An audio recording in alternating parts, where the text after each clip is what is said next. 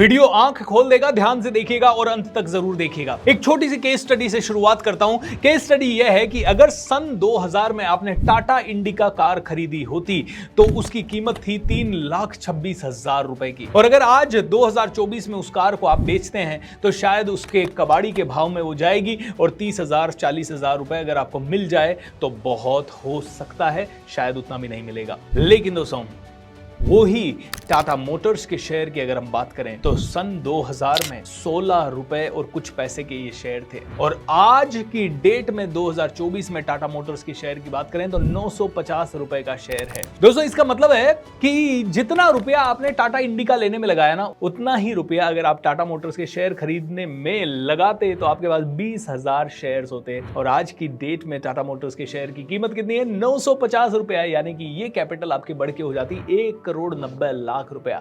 1,90,00,000 रुपए में से 3,26,000 इनिशियल इन्वेस्टमेंट हटा दीजिए, बाकी का सारा मुनाफा। दोस्तों ऐसे सोचते हैं बिलियनर्स, ऐसे सोचते हैं बिजनेसमैन। आज हम मिडिल क्लास वाले क्या करते हैं? 3 लाख आया फटाक से कार खरीद लो, 5 लाख आया फटाक से ये कर लो। माय डियर फ्रेंड, 20 साल का इन्वेस्टिंग का गोल लेके चलो। अगर आप 20 साल के हो तो 20 साल से लेके 40 साल तक आप स्कूटर पे चल लो, साइकिल पे चल लो, सेकंड हैंड कार में चल लो, पब्लिक ट्रांसपोर्ट में चल लो, कोई आपसे पूछने नहीं वाला, क्योंकि लोग जानते हैं कि यार सफल होने में 40-50 साल की समय लगता है, और 40 साल की उम्र में एक साथ लोगों को सरप्राइज दे दो, क्योंकि आपको एक साथ मिल सकता है 2 करोड़ रुपए का बड़ा फंड।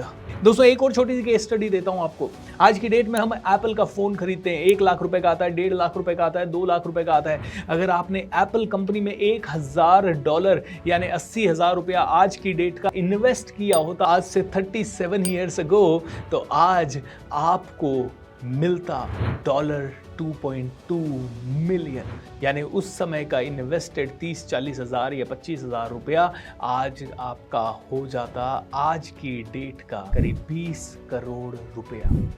इतना गुना रिटर्न दोस्तों यही है, और आज भी देर नहीं हुई है। आप कहोगे सर पहले हो जाता तो ऐसा हो जाता, ये तो बड़ा डिफिकल्ट चीज है। दोस्तों आज भी यही चीज है, आज भी इन्वेस्ट कर लेते हैं, छोटा छोटा इन्वेस्ट कर लेते हैं, SIP से इन्वेस्टमेंट कर लेते हैं, या फिर लमसम इन्वेस्ट करके भूल जाते हैं। वैसे भी कई सारा पैसा रोज आ रहा है और खर्च हो रहा है, हम फालतू की चीजें खरीद रहे हैं, ओवर परचेजिंग कर रहे हैं, इमोशनल परचेजिंग कर रहे हैं। उसको अगर हमने बंद कर दिया और वही पैसा हमारे फ्यूचर में, हमारे बच्चों के फ्यूचर में, हमारे घर परिवार वालों के फ्यूचर के लिए डाल दिया और 20 साल के लिए डाल के भूल गए। हाँ, घर वालों को बता दीजिए यहां पे इन्वेस्ट किया हुआ है, बट कैसे भी करके उस अमाउंट को छूइए मत। और ये बेस्ट कंपनियों के मैनेजमेंट के माइंडसेट के कारण ये हाईएस्ट लेवल पे पहुंच सकता है। और रिस्क कितना सा है, आज और फ्यूचर को देखो तो रिस्क कुछ भी नहीं है। दोस्तों सोचिए, अगर ये बातें अच्छी लगे, समझदारी की बातें लगे, तो काम करना शुरू कर दीजिए, पैसे को पैसे से बढ़ाना शुरू कर दीजिए,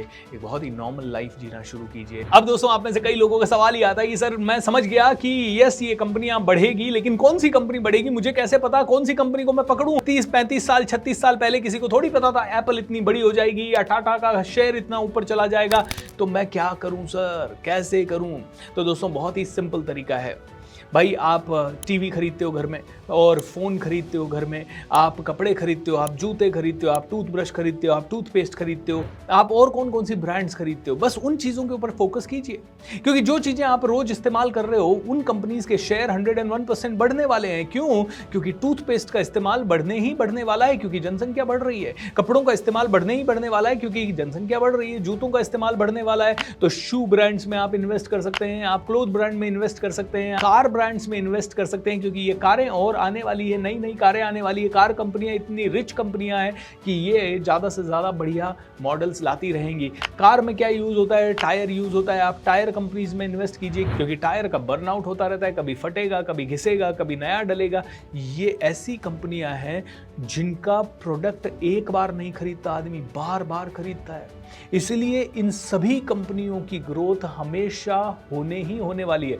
एट द सेम टाइम और कौन सी कंपनीज बढ़ सकती है? जो फ्यूचर की कंपनी है, जैसे सोलार से रिलेटेड या एनर्जी से रिलेटेड, ग्रीन एनर्जी से रिलेटेड, पावर सेक्टर से रिलेटेड, बैंकिंग कंपनीज, ये सभी फ्यूचर में बढ़ने ही वाली है। पता है क्यों? क्योंकि और ज्यादा पैसा आ रहा है, और ज्यादा पैसा चर्न आउट हो रहा है, और ज्यादा पैसा बैंकों में लग रहा है, और ज्यादा परचेजिंग हो रही है, और ज्यादा ग्रीन एनर्जी और फ्यूचर की टेक्नोलॉजी के ऊपर दिमाग लगाया जा रहा है। तो दोस्तों ऐसे स्टॉक्स हैं, बड़े कॉमन सेंस की बात बात है अगर हम ढंग से करें तो बहुत कॉमन सेंस है और हम में से हर एक आदमी बहुत अच्छा रिटर्न बना सकता है। तो होप यू आर लर्निंग दोस्तों, थैंक यू सो मच। इस चैनल को सब्सक्राइब कर लीजिए, वीडियो को ज्यादा से ज्यादा लोगों तक जरूर पहुंचा दीजिए और इसी तरह के जबरदस्त पावरफुल एनर्जेटिक वीडियोस के लिए हमारे चैनल पे बने रहें और नीचे कमेंट बॉक्स में कमेंट डाल के जरूर बताएं आपको क्या चाहिए। हम बहुत सारे फ्री प्रोग्राम्स भी करते हैं और दोस्तों हमारा सबसे बड़ा program the magic of thinking rich season 7 अभी कुछ ही दिनों में स्टार्ट होने वाला है। तो तब तक के लिए दिल थाम के बैठें और मैजिक ऑफ थिंकिंग रिच का इंतजार करें। आज अभी इसी वक्त उसके लिए रजिस्टर भी कर सकते हैं। नीचे डिस्क्रिप्शन बॉक्स में हमारे आने वाले सभी फ्री प्रोग्राम्स की डिटेल के लिए एक लिंक दिया गया है, उस लिंक पे क्लिक करें एंड मेक श्योर दैट आप सारे प्रोग्राम्स की जानकारी लें। आप सभी का मंगल हो। God bless you and thank you so much.